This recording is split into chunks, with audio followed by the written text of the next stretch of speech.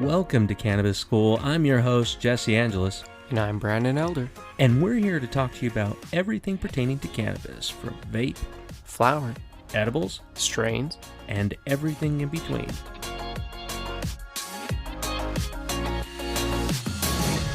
Hey everyone. So, August 29th, 2023, the Department of Human and Health Services proposed a bill to the DEA.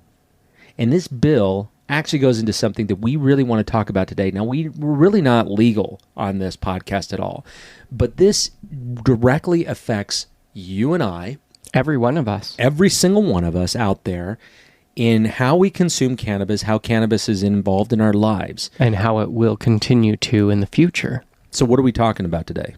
The rescheduling of cannabis versus the descheduling of cannabis. Right. Because right now, the bill you mentioned, or the proposed bill, is to reschedule down to Schedule 3. Yeah, and to kind of keep that clear, like Schedule 1, we've already talked about that many times. Has zero medical benefits. And it's zero not necessarily medical value. It's zero medical value, but highly dangerous. Highly addictive. And highly addictive. Yeah. So they classify that one. Now, there are certain drugs that are available right now that do not fall on that list, that are completely should be on that list. Well, they moved heroin down to a Schedule 2. Yeah. Heroin has more medical value now, according to the United States government, than cannabis. Yeah.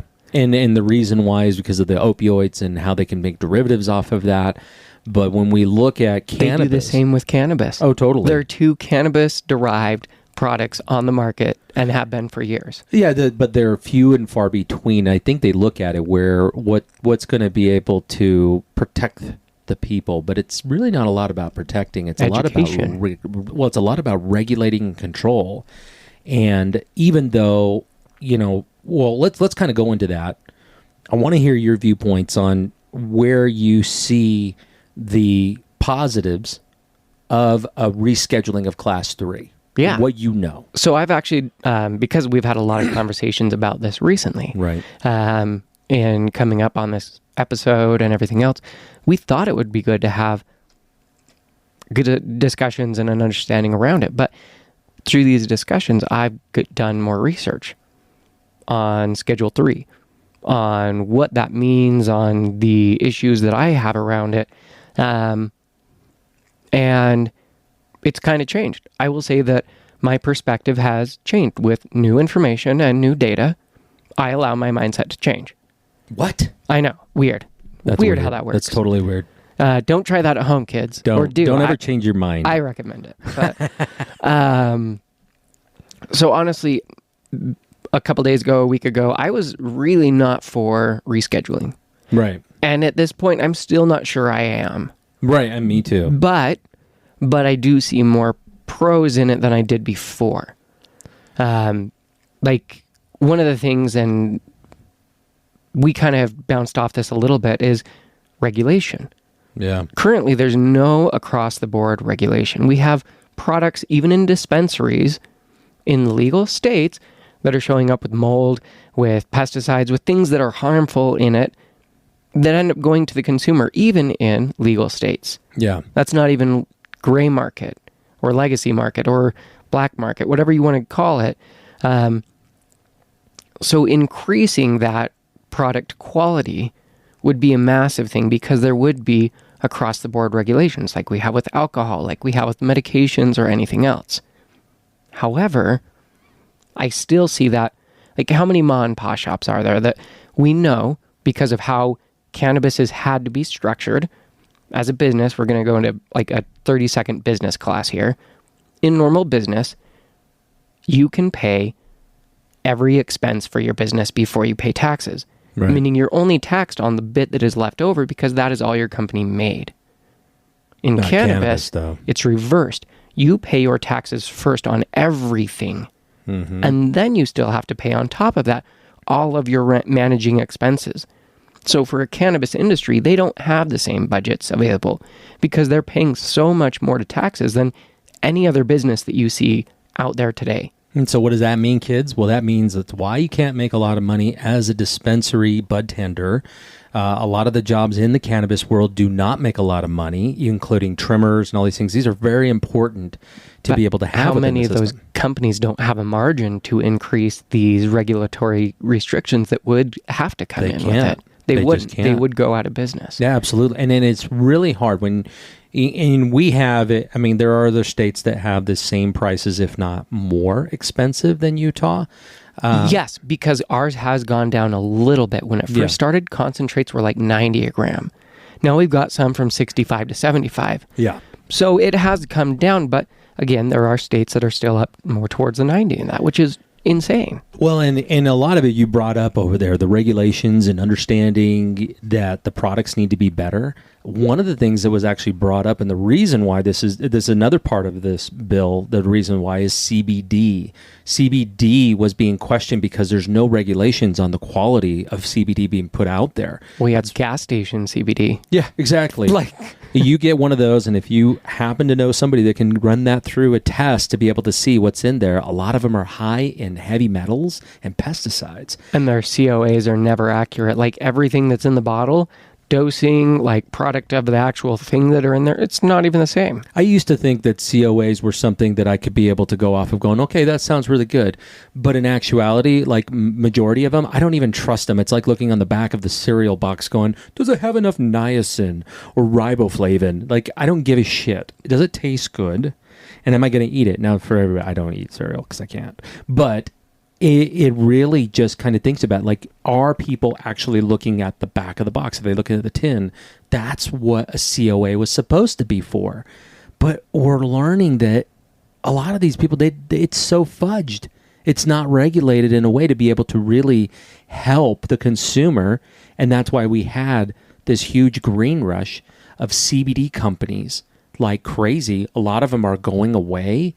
Thank God. Yeah. Thank God. Because there's a lot of shit product out there. Yes. And we've tried some products that have been sent to us that weren't the best. Yeah. Others, and we've had really some great. that are like the flavor's good, but the experience, it doesn't really do what you're hoping it would. Right. Or like the flavor's horrible and the experience is horrible.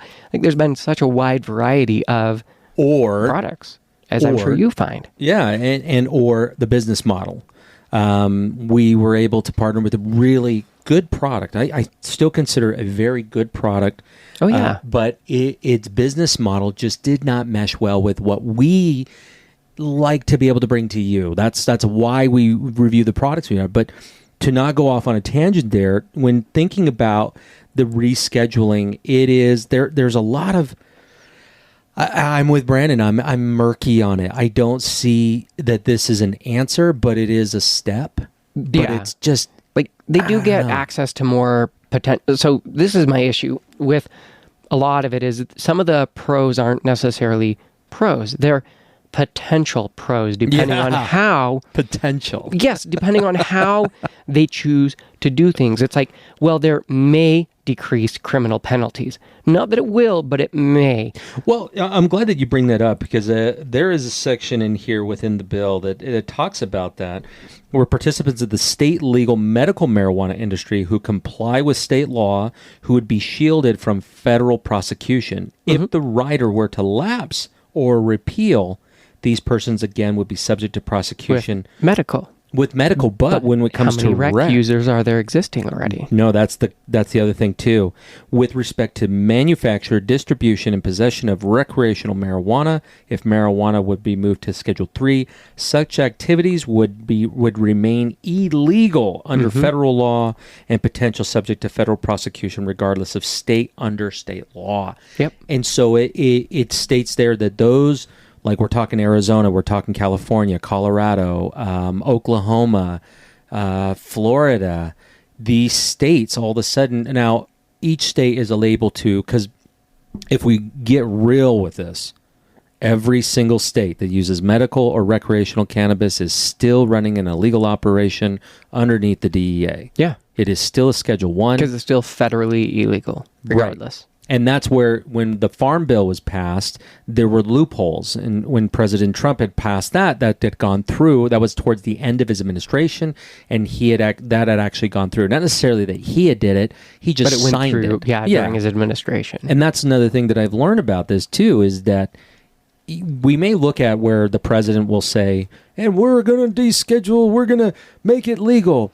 What we've learned is that they don't have any say whatsoever under the legalization of anything. That goes underneath the Attorney General and the DEA for this. And we talked about this yesterday, that this has been a pattern, a cyclical pattern of every, at least from the time that I have followed politics, it's been a pattern.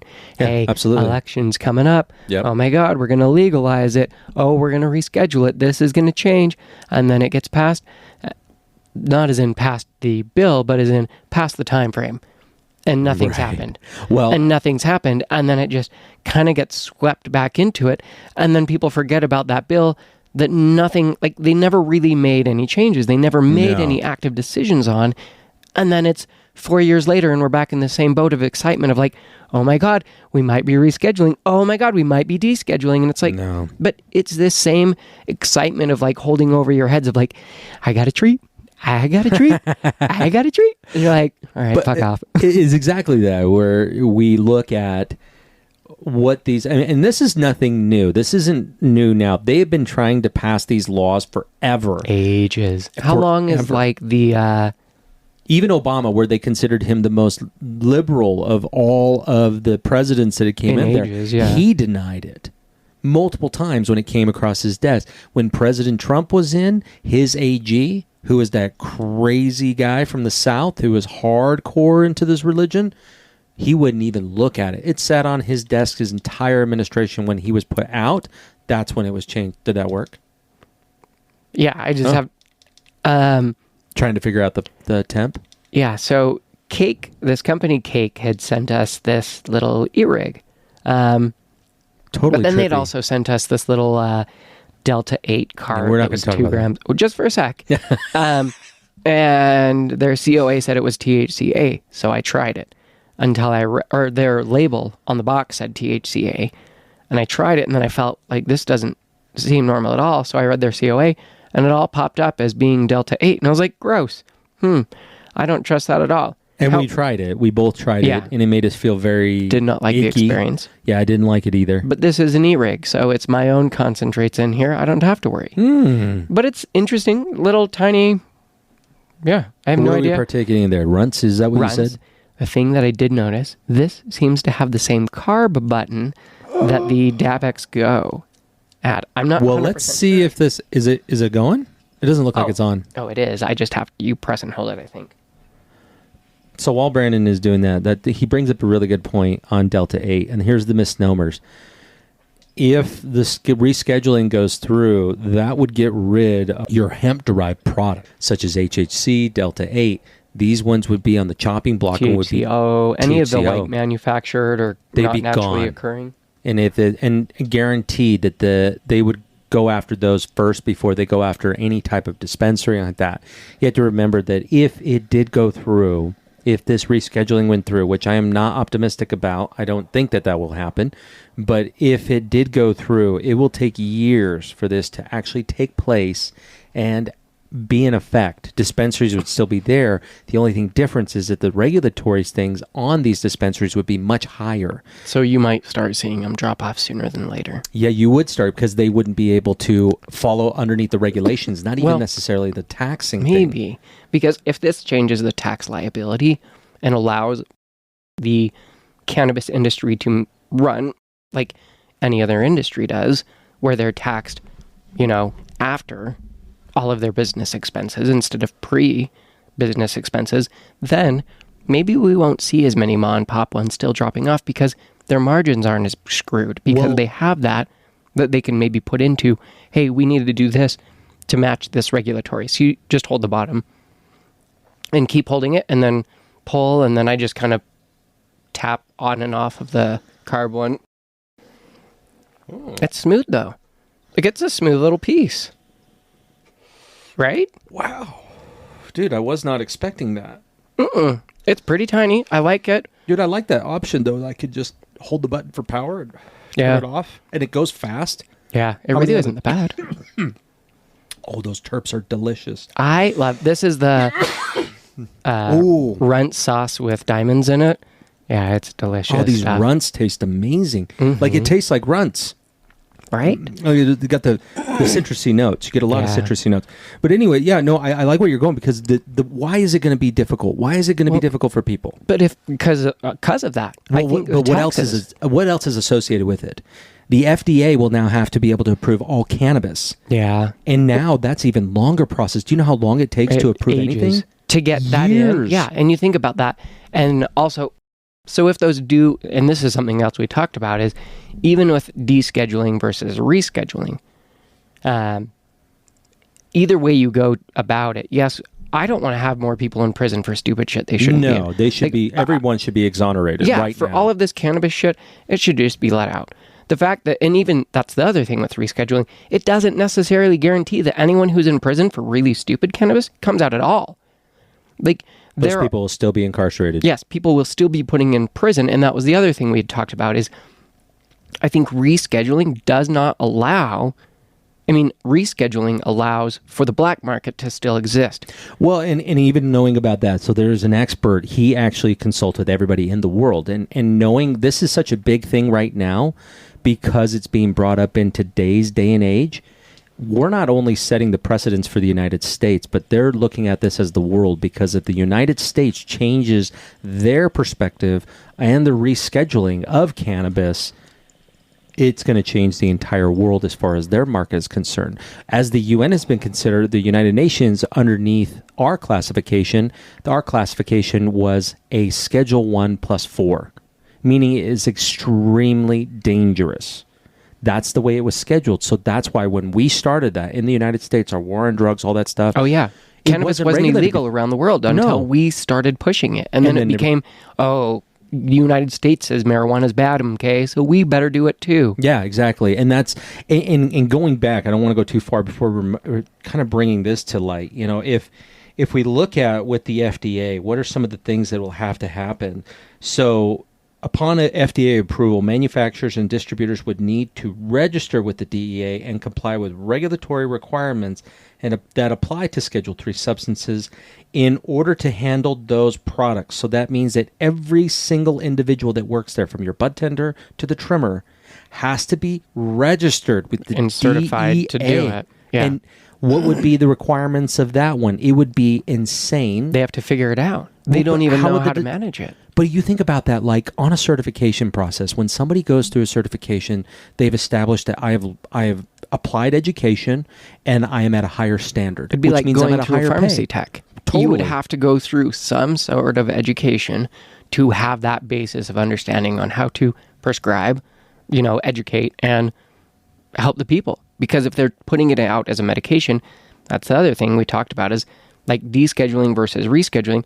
No matter which you choose, some big money comes into it, whether it's pharma, whether it's tobacco and alcohol, someone with big pockets, come into it. And it's instantly like, which business has the biggest priority that they're going to push this, or which one has the largest budget. Yes, because exactly. Then they can, money is the number one driver for these companies. That's why they create the products. The way it looks like, there are some good things. I've read about the possibilities, and these aren't probabilities, these are possibilities that Medicaid and Medicare patients could be able to receive compensation for that one. So they would receive like a SNAP card to be able to purchase cannabis cards at medical states. But the problem is the rec states. Like, how are you going to convert rec states into medical states? And they had taught this advisor, the guy who's all over the world, where most of our black market comes from? Domestically. It doesn't come outside of it doesn't come from Canada. It doesn't come from Mexico. Yeah. The only people who are getting Mexico swag weed is maybe Texas border and San Diego. Yeah. That's about no one else wants to get that. Well, the reason why this guy talked about it, he says, the reason why they don't have giant black markets coming in from like Mexico or anything like that is because the quality of product is so low, people aren't going to buy it. No one's going to want it when we have really good quality here. So we're seeing, like what we had talked about before, we have craft cultivators. Craft beer, craft everything. Yeah, and now why not have craft cannabis? We have been very lucky to be able to get some amazing cannabis grows. Lately, we were able to partake of some. We were able to go out and experience that. And man, I'll tell you what, this is some amazing flower. It was amazing flower. So delicious, but packed full of just amazingness. We'll review some of those strains here in upcoming episodes. But to pull it back to this, I just, kind of all-encompassing and I want your take on this. I think that the rescheduling is just what you said. It is a distraction. It is to make the masses feel like, okay, cool, because... Like something's going to happen. Yeah, like this president's going to make a change. Please know this. Whoever you vote for, it doesn't make a difference. They don't decide if it's legal or not. They don't. They don't have that power. That's left up to the Attorney General and the DEA on this It goes through Congress and everything. Like, it's not run by the president anyway. No, it's not. There are several different judiciary. There are different bodies of government. But when we talk about this cannabis, like, I don't know, brother. I almost feel like I would rather not rock the boat too much where we're at. I agree, but I hate where we're at in certain circumstances. Okay. Like, I hate the fact that from one state to the next, in the same United States, that I have friends who could get thrown in prison for the same shit that I'm smoking in my house, in my backyard, like that I'm doing freely, openly. And I look at that and I go, I'm sorry, don't you have the same freedoms and rights according to the United States Constitution as a human as I do? Yes. So on that same note, that I don't like that. I hate that. And I think what should be done is not a bill that passes, but if you really have a president that's going to try and rock that boat, they should exonerate every single individual, with a caveat, every single individual that has been convicted of a cannabis-related crime. Now, if that crime is related to violence or selling other drugs along with it, fentanyl, cocaine, heroin. Yeah. Something different. No, that's a different charge. Total different charge. But if they're moving weight, like you're moving tens, hundreds of pounds of cannabis. I mean, I don't know who's moving hundreds of pounds, but they're moving tens of pounds. And that's a lot. Street value. But I got to say that it's so much better to be able to get something that's gray market than it would be to go directly through a dispensary. Not to say that we don't shop at dispensaries. We do all the time. But it makes a big difference. It makes a huge difference. And the price and quality, I sometimes find that our outside sources are way better than dispensaries. That's because we have trusted outside sources who've been doing it for decades, and they've got really nice indoor grow or greenhouse. Like, everything we get is super nice. But at the same time, there are people who get really shitty black market ones.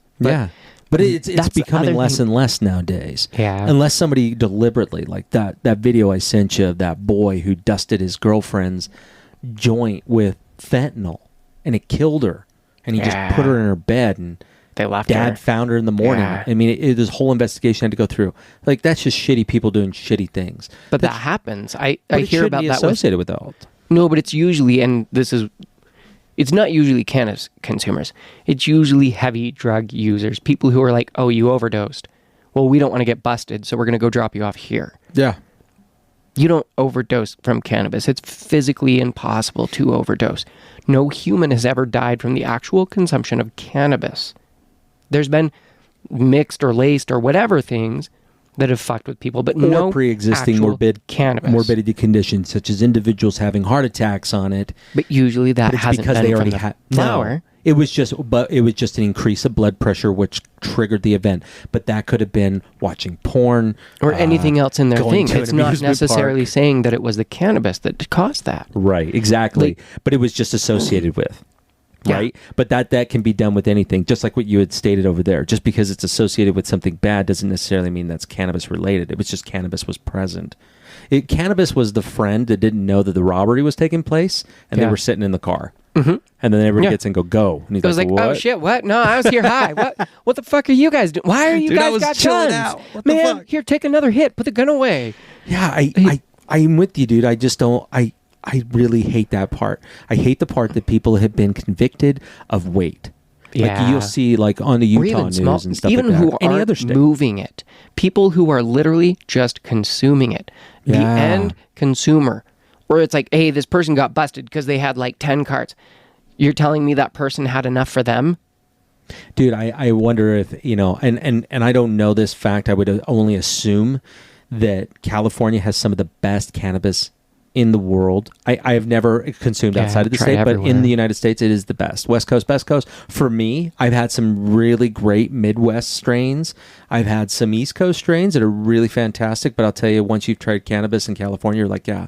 But also being that great place of cannabis, it's probably by far one of the worst convictors of cannabis-related crimes. I read that...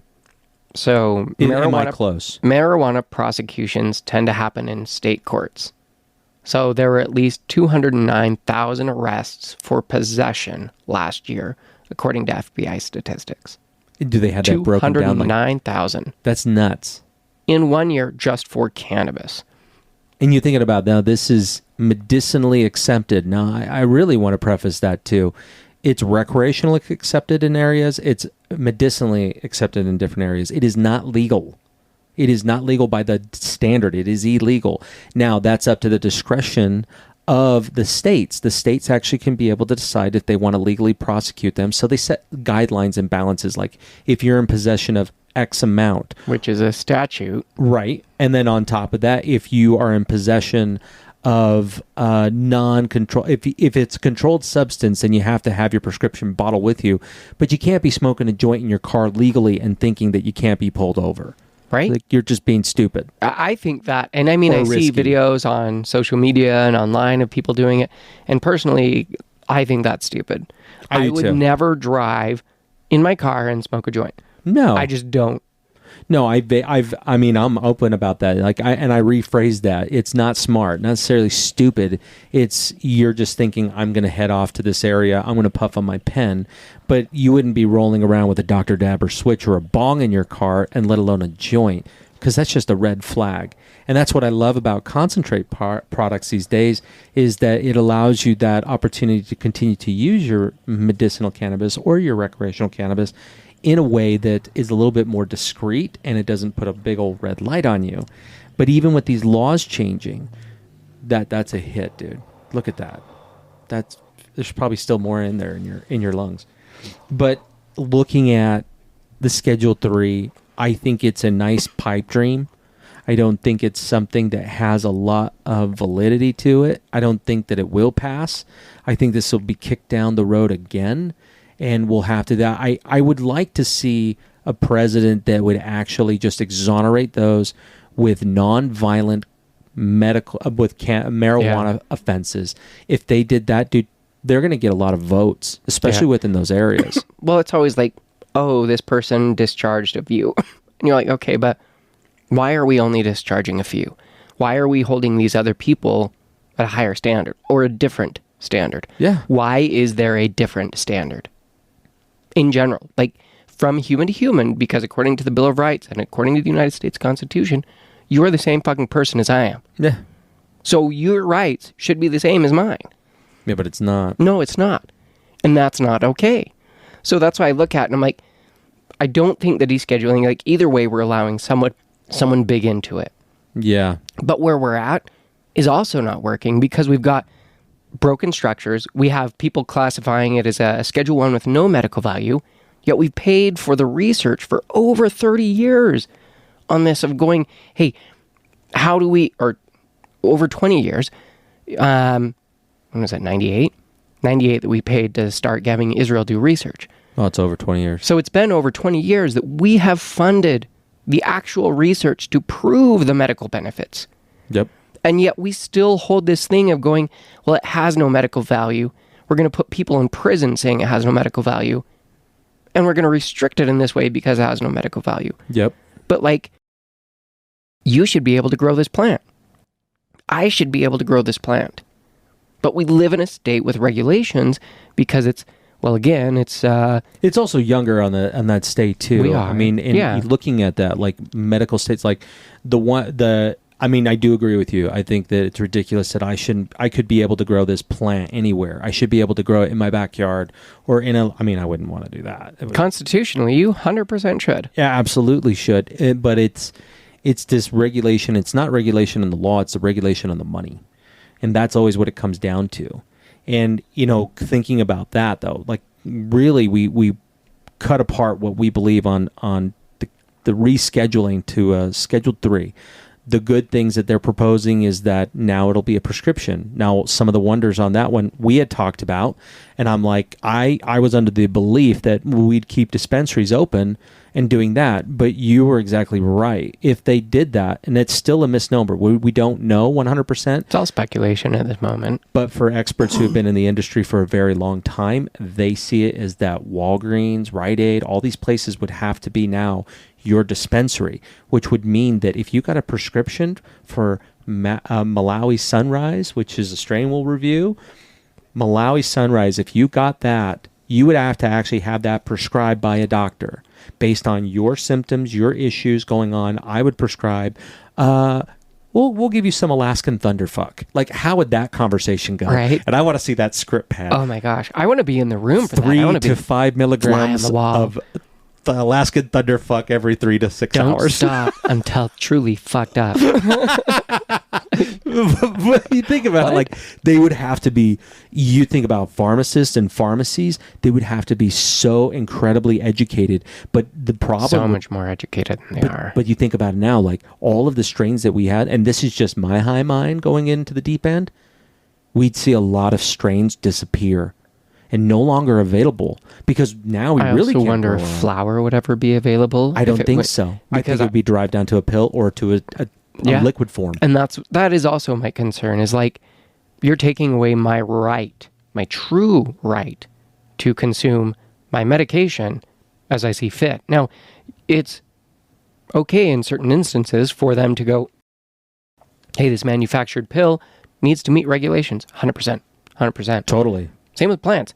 I expect to go to the grocery store and not worry that all of the shit I'm going to get, I mean, obviously half of it's going to kill me. I expect that. It's sugar, it's processed, it's garbage. Of course. But like, for the rest of it, I expect to go and not have to worry that there's poison sprayed on my apple. Or that like, there's shit in my human broccoli. Shit, yeah. Like there's certain levels of requirements and standards that I expect at a grocery store that I would expect on a flower. It's the same level of standard that I feel like that should be across the board, and that's okay. But like, don't go around and going like, hey, you need to do this or you can't have flour. Like, I think, and obviously it's all speculation. We have no idea what will come into play, but there are a lot of concerns I have with that. Me too. Like, what is going to be managed? How are they going to manage it? What products are going to disappear? Yeah. And for those who are already homegrown, do they take that away from you? If you've been able to provide your own medication for whatever reason, for however long, are they going to then go, your medication is no longer valid because you don't have this license that you need to meet regulation standards to the FDA? Yeah, exactly. Well, now, to do your own home grow is, what, $100,000 for the license? Shit, I can't afford that. Exactly. And here's another thing, too, that many people don't think about. When the Farm Bill came through, what did that do? That allowed us to be able to consume CBD and CBD-related products. But because they're hemp-derived, which is still underneath the hemp bill, that's when you get these other things, plus THCA, which is the raw form of the flower. It is not activated cannabis, and it stays in dry weight of 0.3% THC. So with that, a lot of times that people don't think about what else is legal to be able to purchase right now, every single day, online. And who would go out of business if this went through? Seeds. Seed seller. You can buy cannabis seeds because they are not THC. And you can be able to buy those seeds from any type of seed farm. But if this bill passes, those would be illegal and completely dismantled. Well, it also talks about how many of the like Delta-9 hemp-based products would be. Yeah, they'd be gone. And I think about that, like Cycling Frog. And they're like, a lot of these are online products. They're not sold in stores most of the time. You buy them online. They're shipped direct to your home. It's direct to consumer with these. So it's really hard for them to manage that. And like, it would change the entire thing. And 100% it will. Like, and we know something has to change. But I feel like, unfortunately, usually the people who are making the decisions are the ones who truly don't put those types of thoughts into it. Unfortunately, like the ones in Congress voting on it, the ones doing those who are like, hey, let's get this to the next step. They're not the ones actually studying it and going, here's how I understand this. Here's how we truly help. Yeah, and I've been thinking a lot about this, brother, and you guys tell us if you think this would be a good idea, but I really think that we need to be way more active with our voice, and I think we need to be more involved in being able to talk to these, being able to go and be almost a what's it called? A voice. Well, not just a voice, but a lobbyist towards cannabis, and not a lobbyist where it has a backing of like, hey, we want to make sure that this certain company can be able to produce this type of product, like you see with the big tobacco. Consumer. It's a lobbyist for the consumer, for the end user of going, this is what we need. It really does, and I think it's difficult because we have it. A lot of this comes back to how we got started in this, anyways, right? Because of your investment in there, and then me on the business end looking at the company. Previous to that, well, I mean, yeah, we were both consuming cannabis, but I'm saying like really deep into understanding the plant and what it does for us. The business side. Yeah. Because it's so crazy difficult. The things that we saw in Oklahoma, like there was a brand that had a massive outbreak in Oklahoma of hepatitis. And where is that usually coming from? Usually from human waste used as fertilizer for these plants. They had to recall and destroy all these things because people were getting in the hospital with hepatitis, and all they were doing was smoking some weed. So it's just like... That's horrible. The regulations need to be more strict, but not necessarily strict on penalizing, but just on quality. We're gonna you are going to profit from it. It's the protection for the person using it. That's it. That's why you don't see a lot of consumption in the black market for shit product. It's got to be high quality product. That's why you got crazy grows going everywhere on private property, and they're selling direct because they can, and they're going to until they're found out. And I don't think that's okay. I think that these farmers that have that, they should be seen as the source of quality, as opposed to some brand new person coming in and saying, I've got a bunch of investors. I want to grow cannabis because I like smoking it. And it's a cash crop. Yeah. So I want to get in on that. Total horse shit. And not to gloss over it, but I think the declassification, if they did that, it would be the Wild West. It would be crazy. As far as businesses are concerned, quality of product. But the other thing I see from that is the quality of products coming out would be totally different. They still have regulation on alcohol, though, and that could be. Totally, I could see that, like on microbrews. We could still put across the board regulation of like, if you want this to be sold in the market anywhere, then it would be, and that's it has to be the safety requirement. That's it. And that would have to go underneath the FDA, right? Food Drug Administration, because it's it's in between if you really look at it, because anything hemp or cannabis, because cannabis is still considered hemp in many aspects. My concern, like you said, is how long it takes to get anything approved through them. Yeah, it takes years. So how is the most effective way to have them do that? Or is it better to put in place another underlying umbrella underneath the FDA that is specific for this? Kind of like how there's ATF. Alcohol is under that. It's not under the DEA. It's ATF. Alcohol is handled under alcohol. Like, I wonder if we could have a different ACTF, right? Or like even just alcohol, cannabis, a cannabis one that's like, hey, you focus on cannabis. You focus on quality, regulation, standards, and they report up to the FDA because it is a separate thing still. Right. Than any of those. It's still, if they're trying to no matter what, it's still going to be a medicine in some states. It will always be a medication. Hopefully, the rest of the country will pull their head out of their ass and realize that it is a medication, and we will have that. Yeah, fucking Idaho, Texas. Well, Texas have medical cannabis in certain areas, but only in certain, they limit it. And it's really hard to get okay, but you got almost hemp kind, because it's you can't have past this percentage of THC. Yeah. So it's all these regulations of, we should realize that this is a medication. At this point, we should recognize that it's a medication. I think that's just it. It's not even the it doesn't even go back to where a lot of people will put this on it's because of religious ties or anything like that. I think a lot of it just comes from the prohibition and being able to make money. Because even you come in, like we both grew up in a religion. Yeah. And that same religion has we grew up with the dogma of like... Well, you more so than I didn't really grow up in it. Marijuana was bad. It was what was taught in Everybody schools. was taught was bad. Exactly. Yeah.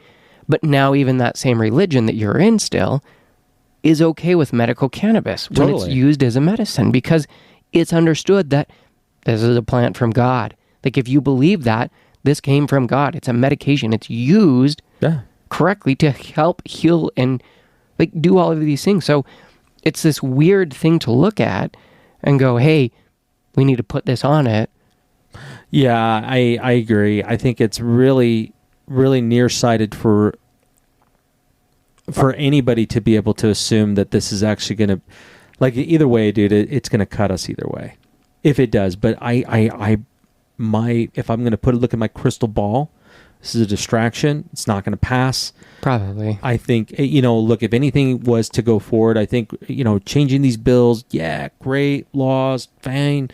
Let's focus on those people that are incarcerated for non-violent cannabis-related crimes. Yeah. They should be out free. The one interesting thing, though, is most of the other previous bills that have been introduced by a congressman or someone else, and this one was actually introduced from...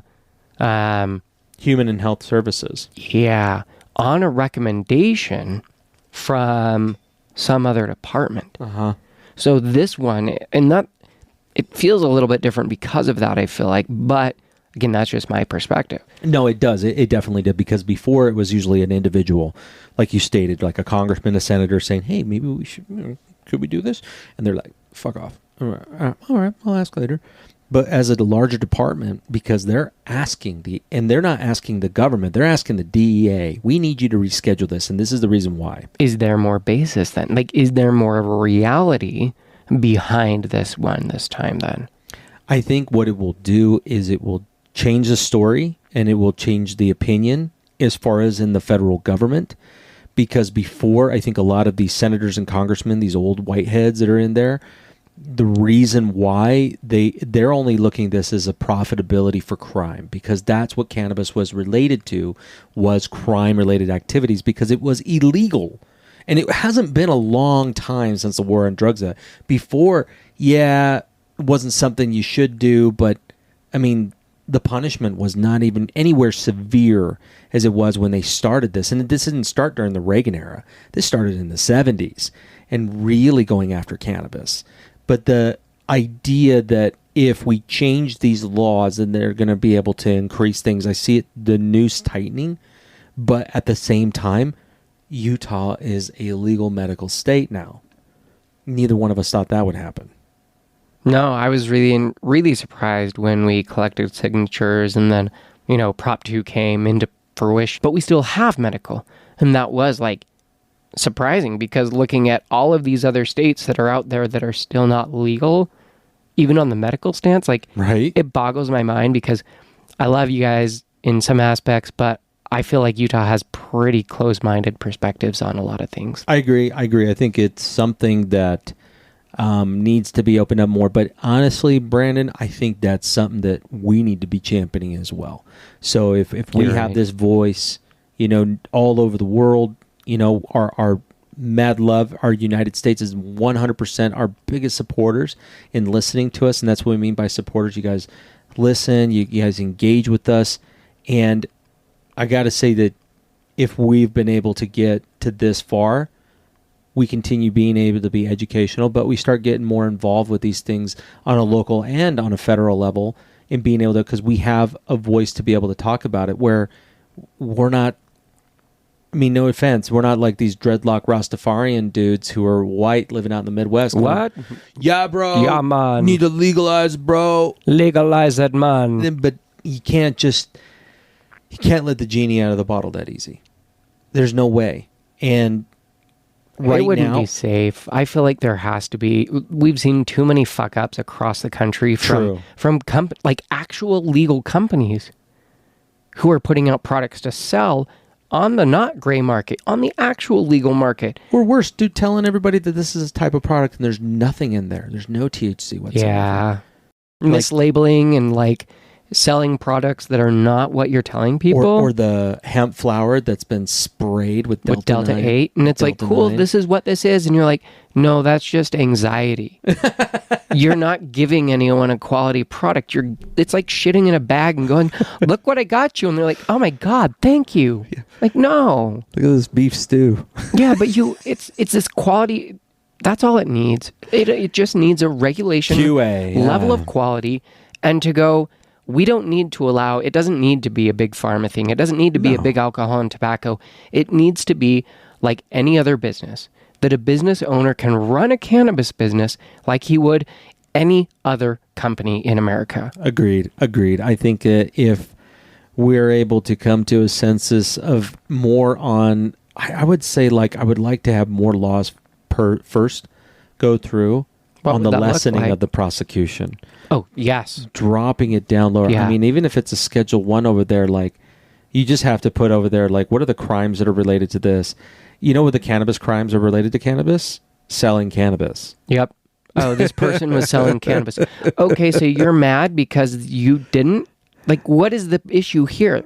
Yeah. Truly. I mean, I'm not to say that there hasn't been violent people on cannabis being violent, but, you know, that's just a personal thing. For the majority, like, most people are going to be way more chill, way more logical, be able to, like, hear someone else's perspective that maybe they wouldn't. I think being able to lessen the laws, free these people who are in there on non-violent cannabis-related crimes, and by being able to focus more on the education for law enforcement.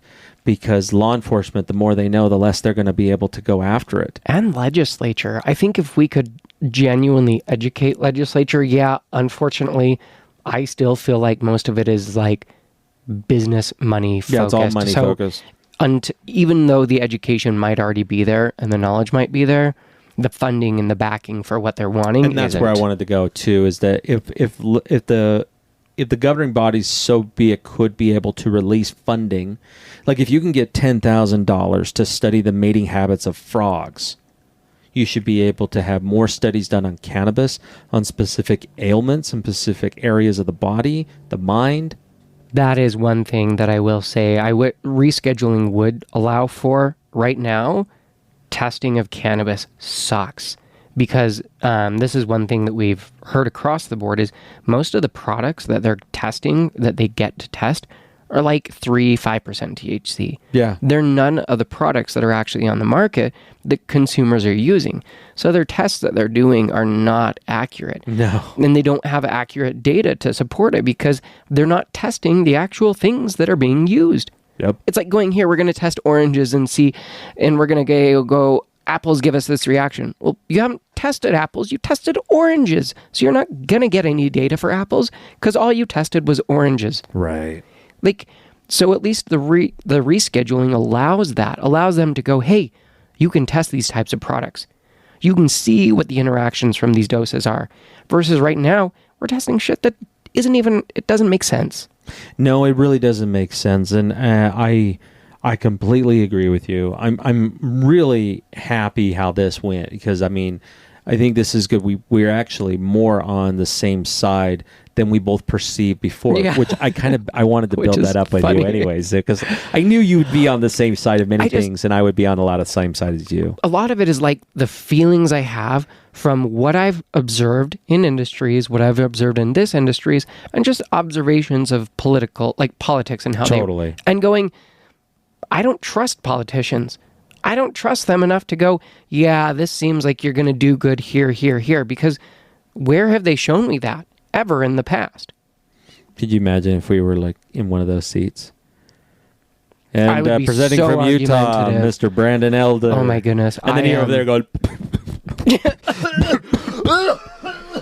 Sorry guys, my eyes are red, but this message still has the same touch, so... Go listen to Cannabis School on Tuesdays. Yeah. And Thursday's new episodes. Thursdays, yeah. But it's... I agree. I think that this is something that is to be continued. there's an ellipsis at the end of this where we're going to be able to go, look, the story's still going to go on. It's going to change. I'm happy to hear about many new states are being proposed to be able to go medical. I see more states going more medical than rec. Yeah. And I really... I'm okay with that. I'm caught on both of them. As long as you have, like, I love California's medical program. Hey, why are you here? Well, I'm sad. Okay, cool. Well, my eyes hurt. Like, whatever it is. And you get a way stronger amount. Better. Yeah. Or and you get like, a higher amount. Cool. It's like the same as going, you went to the doctor. The doctor told you that you probably should take some more B12, some vitamin C, and this.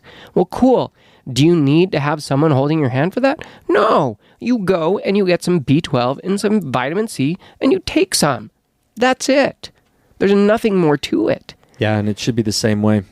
That's how I see it. And it's like, okay, cool. Well, if I'm looking at this as my body has an endocannabinoid system, it naturally produces endocannabinoids.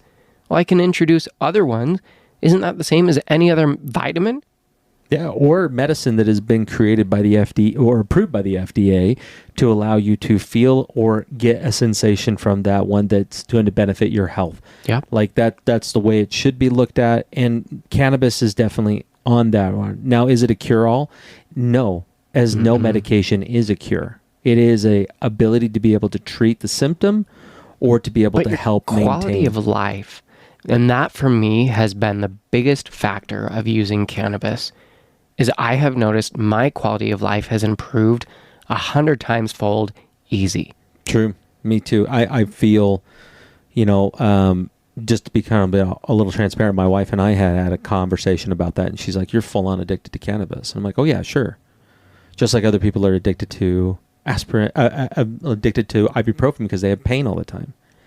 And saying that, cannabis is a vehicle to be able to help us in many different ways. And it doesn't necessarily have to be, I don't use cannabis because I'm just like, I just like the feeling. But you're not high all the time. You are using it in a manageable level that it's like, cool, I have this dose because I don't want to be high. Because I know if I am, I can't focus, I can't work, I can't do all the stuff that I need to do on a day-to-day basis. I'm that soccer mom, I'm that stay-at-home dad, I'm the work, like whatever you are, most of you aren't trying to get sent to the moon. You're not trying to get high as balls. No. You're trying to just live a better quality of life. Agreed. That's it. And so you're right. You are addicted to a better quality of life. Yeah. Just like she takes, anti-anxiety, like some medication. Well, she takes her medication to increase the quality of her life. Exactly. And that's the way I look. I think it should be treated as equal on that one. So for those who are not open-minded to cannabis, you have to be not open-minded to a lot of medicine. And that includes Eastern medicine because they're using a lot of plant-derived suggestions and stuff. Then you have your naturopath doctors, which are going to think about anything that's going to be plant or elimination. Also, naturopathic is more focused on what is the underlying issue that is actually causing. What is your root cause? Most of Western medication is, hey, here's some symptoms. Let's throw medication to address these symptoms. It's not ever addressing the root cause. It's just throwing pills at a symptom and going, hey, let's see what this does. Well, now you've got more symptoms, so now you need more pills. Yeah, that's where I would like a version of this, and if it does pass, we'll see what comes out. It won't be an immediate change. I mean, it would take time. It will take time. It'll take a year or two to. They might recognize in that change or thing like, hey, we need to make amendments. Yeah, we screwed up, or this won't work the way we thought. We have to alter and adapt because you don't know what you don't know. Yeah. 100%. And we realize that through all of this. Like, how many more times have we learned a new piece of information? Yeah. It's like, oh, crap. Change our perspective real quick. Yeah. Well, it's like with anything within cannabis, the more open-minded you are about it, the more you're going to realize that it's just a different way that you can be able to consume this product. It's the same way when we see it as a law or anything else that's associated with it. But, all right, well, to be continued on this. We'll follow this closely. If there's any updates, we'll let you guys know. Go ahead and give us your 2 cents. Yeah, we're going to ask, what do you guys think on rescheduling versus descheduling? Comment below. Go hit us up on social or send us an email. Or even hit us up on Spotify if you're on there. There's an interact button over there, and you can leave. We'll have a Q&A. You can leave voice messages directly on Spotify. Totally. We'd love to hear from you. And, those people who try to hit us up on social, go ahead. Keep doing that. I don't care. Like, hit me up on social. I've had a lot of fans hit me up saying, hey, man, I want to connect with you on Facebook. Like, go ahead. I don't post anything all the time on there, but I am active enough to talk to people. I don't ever post stuff on my social, but I'm on social. I like to play around on there just to see stupid shit, but I'm also really interested in hearing people's perspective on cannabis, and I'm a part of several different groups, and I like being a fly on the wall. I don't go in there going, do you know who I am? Who cares? No. I'm just a dude trying to be able to figure this shit out, and I don't know.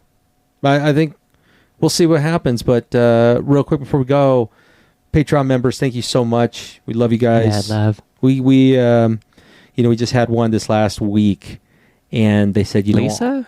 Or some, I can't remember her name. I'm hang on. You get the name, but she had stated that over there. She says, I only have $1 to give, and I'm sorry I couldn't give you more. Yeah. And I thought that was awesome. It's like just the fact that you're doing that shows that you're supporting the show and helping us. We're trying everything we can to make sure that we can keep doing this.